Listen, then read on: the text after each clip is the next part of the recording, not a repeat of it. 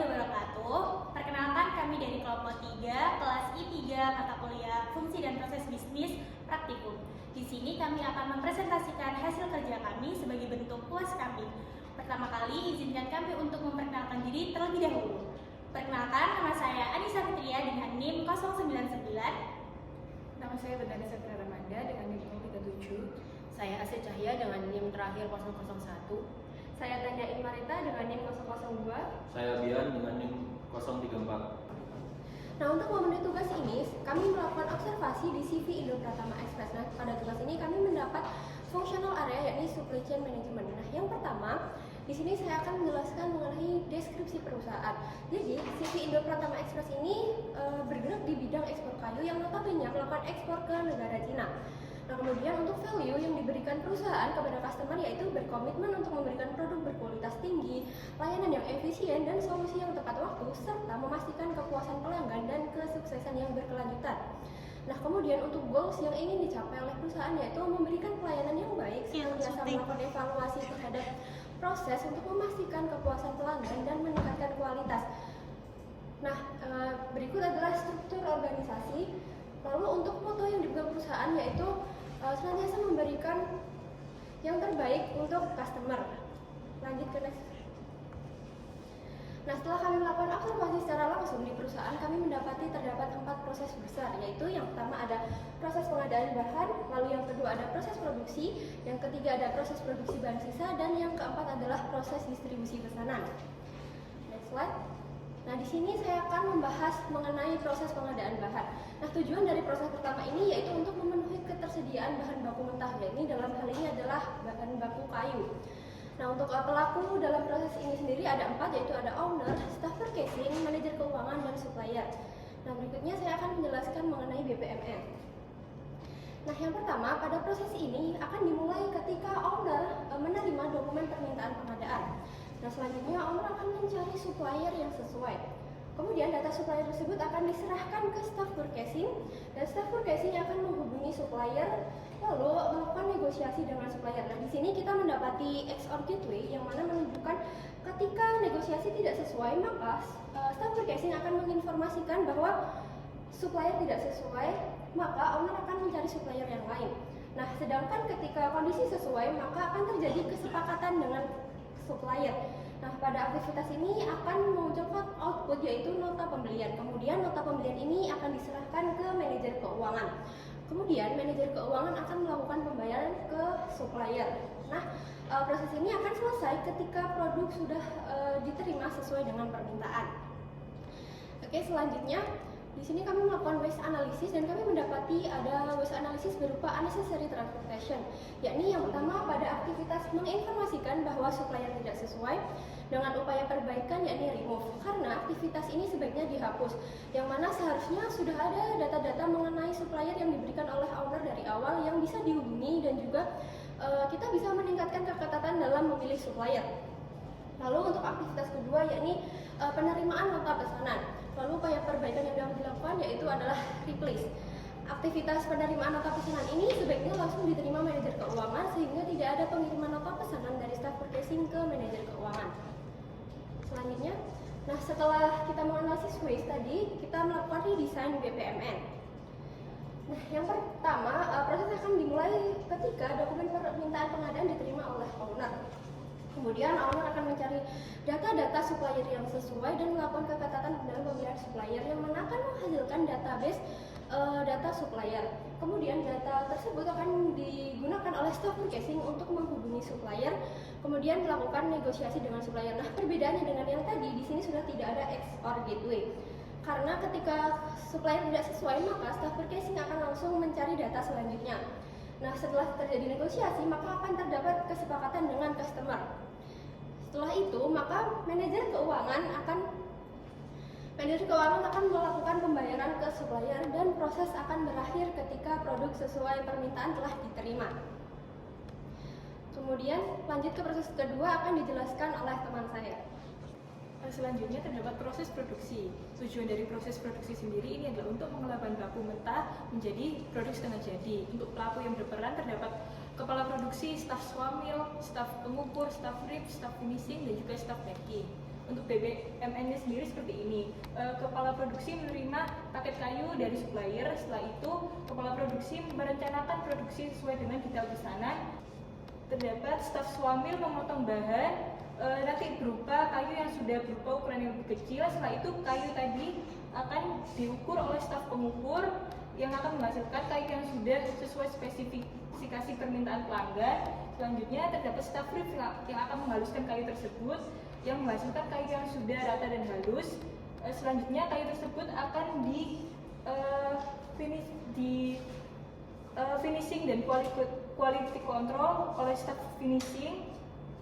Apabila tidak lolos quality control, barang tersebut akan masuk tahap produksi bahan sisa. Apabila lolos, kayu siap di baking oleh staf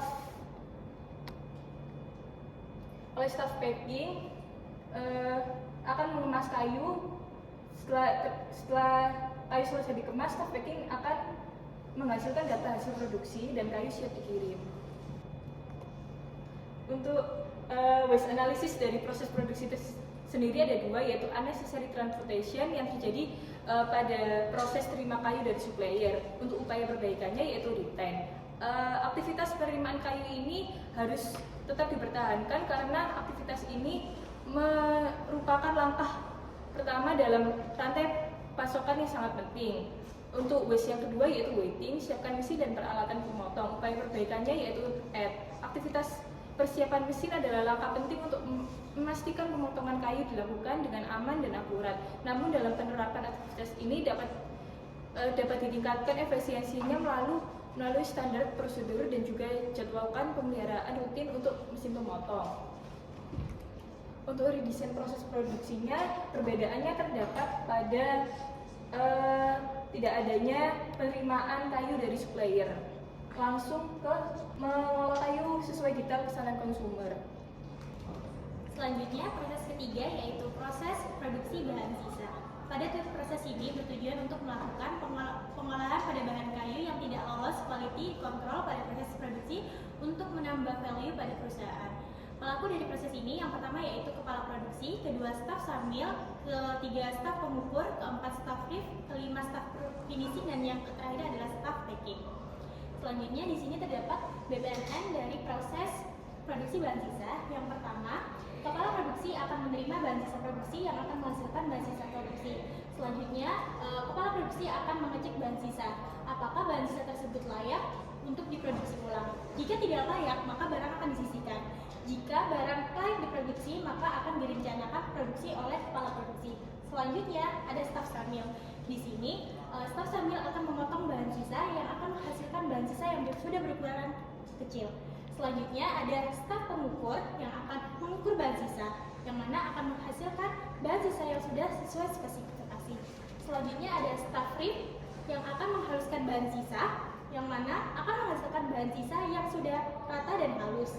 Selanjutnya ada staf finishing yang akan melakukan finishing dan quality control, yang mana di sini ada XOR jika tidak lolos maka bahan akan disisihkan. Selanjutnya jika lolos quality control maka kayu akan dikemas oleh staf packing, yang selanjutnya akan didata dan selanjutnya adalah kayu siap dikirim. Selanjutnya, waste analysis dari proses produksi bahan sisa. Yang pertama yaitu unnecessary transportation, yaitu prosesnya terima bahan sisa produksi. Upaya perbaikannya adalah remove. Aktivitas ini sebaiknya dilakukan penghapusan karena bahan sisa produksi tidak perlu berpindah divisi, yang mana hanya berada di divisi produksi. Penanganan langsung tanpa perlu konfirmasi atau penerimaan dari kepala produksi akan mempercepat alur kerja. Yang kedua adalah waiting, siapkan mesin dan peralatan pemotong. Upaya perbaikannya adalah add. Aktivitas persiapan mesin adalah langkah penting untuk memastikan pemotongan kayu dilakukan dengan aman dan akurat. Namun dalam penerapannya, aktivitas ini dapat ditingkatkan efisiensinya melalui standarisasi prosedur dan juga penjadwalan pemeliharaan rutin untuk mesin pemotong. Selanjutnya, kita akan melihat redesign dari proses BPMN. dapat dilihat perbedaan dari BPNM sebelumnya adalah di sebelah sini, yang mana kepala produksi tidak perlu menerima bahan sisa tetapi langsung mengecek bahan sisanya saja. Selanjutnya adalah proses keempat, yaitu proses distribusi pesanan. Tujuannya adalah untuk memastikan produk sampai ke pelanggan dengan efisien dan tepat waktu. Pelakunya terdapat kepala produksi, divisi ekspor, dan vendor distributor. Berikut adalah BPMN-nya. Barang hasil produksi diterima, lalu kepala produksi melakukan data kesesuaian dengan produk dengan pesanan pelanggan. Selanjutnya terdapat ekspor. Jika produk dan pesanan tidak sesuai, maka produk atau kayu akan dikembalikan ke proses produksi. Jika sesuai, maka divisi ekspor akan mengurus dokumen untuk ekspor produk tersebut. Jika dokumen tidak sesuai, maka dokumen akan direvisi. Namun jika dokumen sudah sesuai,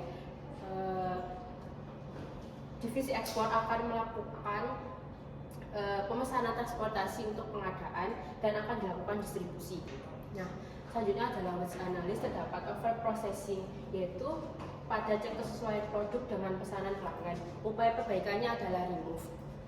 Karena cek kesesuaian produk dengan pesanan pelanggan seharusnya sudah dilakukan saat finishing dan packing pada proses produksi.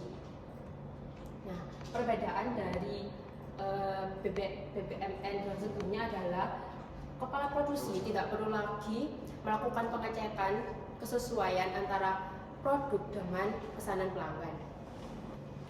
Berdasarkan analisis terhadap proses supply chain management di CV Indo Pratama Express, kami mengidentifikasi 4 proses utama: pengadaan barang, produksi bahan sisa, dan distribusi pesanan.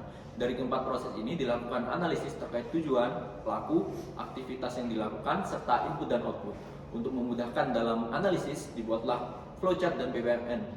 Lalu dilakukan analisis kuantitatifnya yang meliputi VA atau value adding, BVA, business value adding, dan NVA atau non value adding, serta waste analysis dan root cause analysis. Dari hasil analisis ini, kami dapat melakukan improvement BPMN yang meningkatkan efisiensi dan mengurangi pemborosan, serta mengidentifikasi kondisi dan pengulangan yang mempengaruhi aliran aktivitas. Rekomendasi kami bertujuan untuk meningkatkan kelancaran operasional perusahaan serta secara keseluruhan. Kesimpulannya, perbaikan proses yang terus-menerus dan pemantauan aktivitas secara sangat penting untuk mencapai tujuan operasional perusahaan. Dan berikut adalah dokumentasi dari apa yang kami kerjakan.